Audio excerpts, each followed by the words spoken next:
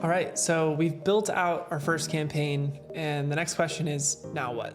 So I thought the best possible way to show you what it looks like to actually optimize an account is to do it together. So I have literally a scaled ad account that we're gonna hop into that we're currently spending tens of thousands a day in, and I think it would be cool to optimize that account together. So I'm gonna show you just some examples of how I would optimize the account in real time. But first off, I'm gonna talk about the cadence of how we actually want to optimize, because it's not necessarily a thing where we go in every single day and granularly look at all the data and push buttons and change things. In fact, it's actually quite simple compared to that approach. It starts with the PPC template. So if you have not done the PPC and you're running traffic, that is your very first step. It's gonna help you isolate what's working and what's not. The PPC is where you're gonna look and see, oh shoot, why didn't we get any clicks yesterday? Or what happened with schedules? Why are there no schedules yesterday? Did something break? Is there a tech issue? What step in the funnel did this happen, right? We got leads, but we didn't get booked calls. What's going on there, right? The PPC is gonna help you answer those questions. But let's jump into the daily flow. So the daily flow is update the daily spreadsheet, which is the PPC. So this has to get updated every single day. And check and see, are there any irregularities or red flags, right? Is there anything that jumps out that does not look normal? For example, in the PPC, I might see that yesterday we had 100 link clicks, but what if we only got one lead? Something's messed up there, right? Something's broken at the lead level. So I would jump in and look at my landing page. Is it loading? Is something broken? Are leads hitting the CRM and Facebook just isn't seeing them? What is it, right? And that is what the PPC sheet is meant to do. So after you've checked for irregularities and red flags, you're basically just gonna check and see, are you spending what you're supposed to be spending? Is there any big changes that need to happen today in the ad account? That's every day, that's the daily flow. On a weekly basis, there needs to be at least one big day in your week where you're doing optimizations of the ad account. So you're gonna be looking at the last 7 days, the last 14 days, and the last 30-day windows inside of your ad account and optimizing. And that is where we're gonna pause and go into an ad account now. So obviously I've blocked out the name of the ad account here, but this is going to be a nice example of an ad account that we can run through with several live campaigns. All these ones that are blue over here and that say active are live. And right now I have last 7 days selected. Obviously if I go into the ad level, we're gonna see just tons and tons and tons of ad sets. So I would not recommend you just jump into the ad level. I would say most likely you wanna start at the campaign level.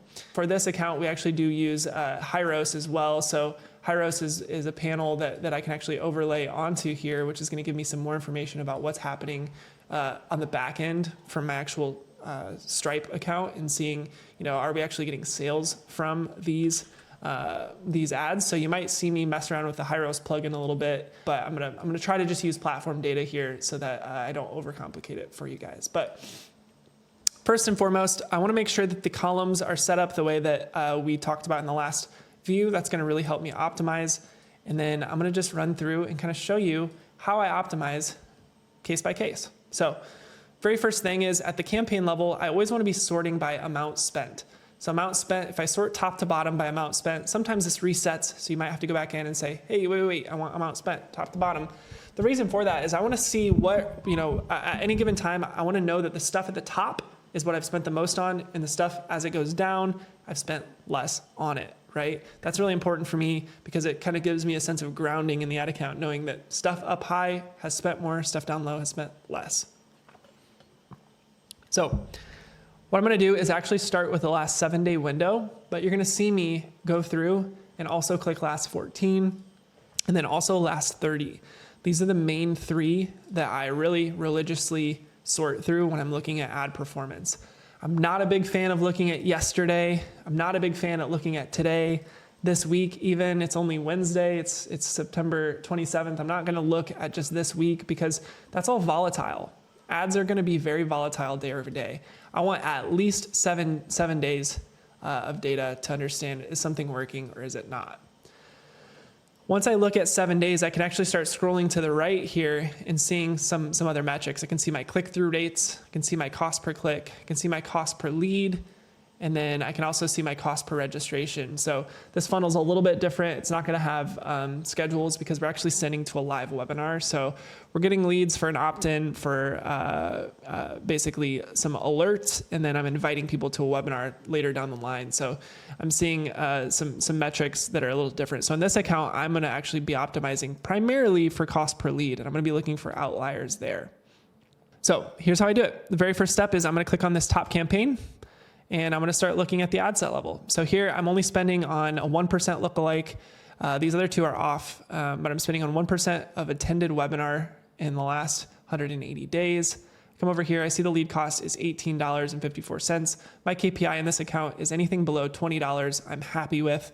So I'm okay with this. I'm going to actually go to last 14 days. It's maintained pretty steady. I'm going to go last 30. Yep, very, very steady performance here. Now, if I wanted to get very granular with this, I would actually layer in my Hyros plugin, which is going to look a little bit weird to you guys here. I'm going to pop this up here though, and it's going to actually show me that I've actually generated $34,000 in revenue for this campaign, $23,000 in profit. So that just helps me understand, yep, not only are we getting registrations and leads, but they're actually converting into sales. Hyros is a really great plugin once you start spending on ads to understand that, because Facebook has no way of actually seeing those sales come through because they happen on a phone call or on a webinar. And so this is obviously a nice way of seeing that. So I look at that data as well. You don't necessarily have to. I'm going to hide it for the moment just so it's not overcomplicating things. I'm going to go back to my campaign level, and I'm going to go to the next one. I'm going to sort by amount spent once again. I'm going to go back to last 7 days. And then I'm going to go to the next one down. So we have this campaign, which is 6K buyers lookalike. We've got $18 lead cost. That looks good. So I'm not going to make any changes. If I go last 14, $17 lead cost. So it is going up a little bit, but it's not too bad. And then last 30, $17.86. So again, I'm pretty happy with this. I can add in my plugin if I want to see revenue from this. And it looks like, yep, we've generated $34,000 in revenue, which is $23,000 in profit. So I am happy with that. Going down to the third one, we have some different, these are some interest-based targeting here. So this is a little more interesting. So here I can see that analytics and stock market, computer programming, stock market, these are some interests that we're running. This one's profitable. It looks like the second ad set here is on, but it's not actually getting any spend. And this is something that you'll notice a lot.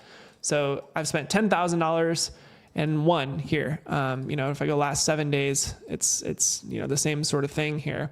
The reason for that is that Facebook just thinks it's going to get better results serving to this top ad set. So it's not going to worry about sending to the second one. If I wanted to get granular with this, what I could do, I love this lead cost, so I'm not going to do this, but what I could do is I could duplicate out this campaign, and I could turn off this top spending one and force it to spend money on this second one if I really wanted to see how this second one performed. But typically Facebook does the right thing. It knows a lot more than we do.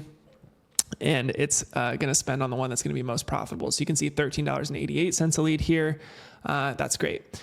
Now, I've only showed you ad set level up to this point for the sake of brevity, but what I can do is I can actually click into the ad level, and we can actually start to see how the ads themselves have performed. And what's nice about this, these are dynamic creative, but what I can do is I can actually go down into this little breakdown panel. I can go down into breakdown by dynamic creative element, and I can click this button, and it's going to actually show me all of the different creatives that it's running, how much it's spending on them, and which ones are providing the best click-through rate and lead cost. So you can see that some of these have better lead costs than others. We talked about the pros and cons of dynamic creative in the last video. The con is that I can't actually do anything with this information because it's all conglomerated into one ad. So I cannot turn off any one video or any one piece of copy. I have to leave it all running, which is why I'm not touching too much on the ad level inside of this account, because I run mostly dynamic creative inside of this account. That being said, if this was an ad level that I had multiple ad variations in, I could easily turn off one of the ad variations that wasn't working if I wanted to. All right, so this is really how I do it. I go through last 7 days. I look at what's working and what's not. All of these are working though, so let me find an ad account that's not working as well. And I will open up that because I think that might give us a bit more wiggle room on what to look at. Okay, so I switched over into another ad account that might have some stuff that we can actually change. That last ad account, I'm feeling pretty good about the performance there. So this one is a little bit more traditional. This is gonna actually have the leads column, we have the content view, and the appointment schedule column. So here you can kind of see the data that we're used to seeing. Let's start with this top campaign. This one here is gonna be the Blue Ocean video campaign. I'm gonna click into here and I'm gonna actually see that it's one ad set. I sometimes do this where I know that the ad set works well, so I'm gonna just make it its own thing inside of one campaign. It's optimized toward call, and then we have video ads inside of this ad set. The video ad inside of this ad set is just dynamic creative, some pictures in there as well. So this is spending $800 per day. I'm gonna go ahead and filter down to just this campaign so that we can see exactly what's going on. So we've spent $800 in the last 7 days on this campaign. If I go over to the right, I see that the frequency is 1.59 on the last 7 days. I see that the click-through rate's 1.06. Like I said, anything above a 1%, I'm pretty happy with. And then my lead cost is $16. My content views, I've had 31 of them, and my appointment scheduled, I've had 13 at $391. That is above KPI for me. I definitely want that to be below 200 in this account. So I'm gonna actually back out and go last 14 days now and see, has that changed? Okay, it's 322 over the last 14 days, and then it's 262 over the last 30 days. So it has gotten worse over the last couple of weeks, right? Last 7 days, it's much, much higher than it was those other time periods. So what I wanna do is I kinda wanna take a peek at this and see, was there any time period in here where it was substantially worse than the others? And one thing that I can do to figure that out is I can go back to this breakdown column and I can actually break it down by day. So what this will allow me to do is actually see day over day, if I pull out last 30 days here, was there a time period in which it was worse than others, right? And so we can scroll all the way over to that metric that we want to see, which is appointment scheduled. Looks like we had a lot of days with some good appointment costs up until 9/5. And then 9/5 happened and there was quite a few days in a row where it was expensive. And then it dropped back down. 9/10, it looks like we had a good cost. 9/11, we had a good cost. 9/12, we had a good cost. And then it gets a little bit more expensive. And really, it's not until the last 4 days, 5 days, we've been spending a lot more money to get a call from this campaign. So you can see $756, $835, right? Not great data. So that gives me more of an idea that over the last few days specifically, this thing has kind of fallen off. I'm gonna clear that breakdown. And then again, I use Hyros in this account. So I'm actually gonna pull the Hyros data and just see if it's accurate with the cost per call. Because sometimes Facebook doesn't quite see the whole picture. Okay, so Hyros actually has the cost per call at 193 here. Let's pull last 7 days. Hyros is a much more accurate representation of cost per call. Okay, even last 7 days though, it is still quite expensive to get a call, and you can see that only one call has converted into a close. So I'm sounding the alarms here if I'm looking at this campaign and I'm thinking, something's not going right. I think it's time to either scale it down or turn it off. And in this case, I'm a big fan of scaling it down because it is still creating leads. Leads are still happening, right? So lead cost has probably gone up. So last 14 days, it was 49. So lead cost has actually gone down in the last 7 days, but call cost has gone up. So there's something irregular about that. And in my mind, I'm thinking, okay, I think the best course of action is going to be to just cut budget on this from 800 to 400, something that gives me a little bit more confidence to see what it's going to do over the next few days.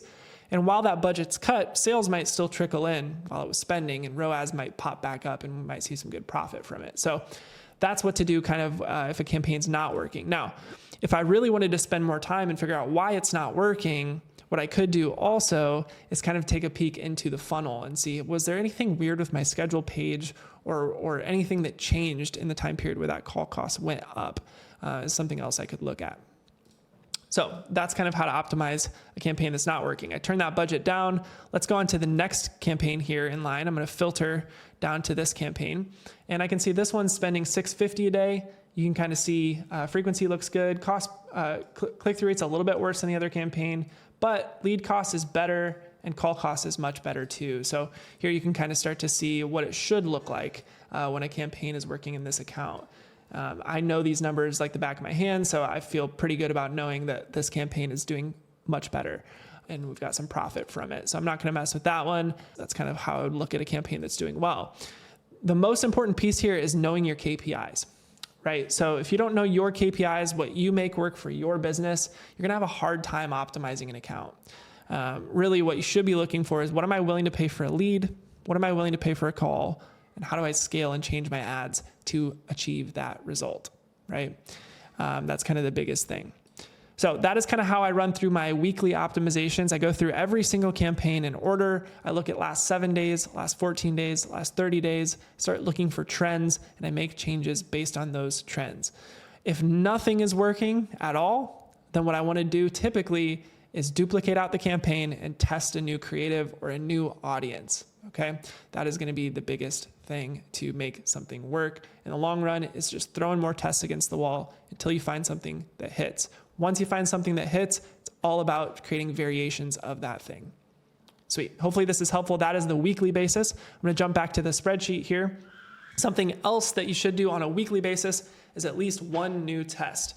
And what I mean by that is you should be testing either new creative, right? So a different angle, different piece of copy, a different hook can be simple. If you're testing a new creative, test it with an audience that you know works. If you're testing a new audience, test it with a creative that you know works. This is vertical scaling and horizontal scaling. You should never test both a new creative and a new audience, right? If you have an established ad account, because you don't know which one moves the needle if the ad does work. You need to basically be able to segment your test by audience or creative. So that is the weekly level. I would definitely recommend a new test per week. That's what's going to cause you to win quickly. Finally, on a monthly flow, every single month you should have at least one new creative to test. So that's a new video, a new angle, a new piece of copy. It could even be like a new funnel flow, something that you can kind of out of the blue test to see if it's going to really revamp your ad performance. Once you find a good creative, one that really does well, you can scale that and you can spend hundreds of thousands of dollars on that one creative without much of an issue. So it's really about finding that one creative that's going to shine above everything else and scaling it. But you can't find that creative if you're not testing constantly. Number two, on a monthly flow, set your budget. Set what you're willing to lose on ads for the month and stick to it. Especially at the beginning, this is huge. You need to go into this with a mindset that you're probably gonna not get success right away. It's gonna take you some time. So I would highly recommend before the month starts saying, hey, this month I'm willing to lose $5,000 on ads. That's this much a day, and I'm going to spend it regardless of if I see results or not. I can't stress that enough. It is so easy to spend $100 or $200 in an ad account and say, it's not working, throw it in the towel. It's not gonna work at that level, I promise you. You really have to dedicate some resources to this thing in order to make it work. I've set you up for success with this training module, but just know that it's still going to take some money in order to understand, is this working or is it not? So set your budget and stick to it. Number three, you want to review last month's performance and make any big adjustments as needed. So once again, the PPC sheet, the KPI sheet is going to be essential to understanding how my ads actually working and what changes might I need to make moving into the next month. I'm so happy to have been able to kind of guide you through this journey. I know it was a lot. So if you have questions, if you want to, chat with me, I'm sure we'll have a way to get in contact with me here in this module. Just know that this is what we do every single day. So if I said it, in a way that made it sound easy, just know I know that it's not. I know that it takes some practice, but ads are not rocket science. You will be able to make an offer work on ads if you're dedicated to it and if you have the right foundation. So hope this has been helpful. And without further ado, I will leave you to it. Best of luck, and we'll talk to you soon. Bye.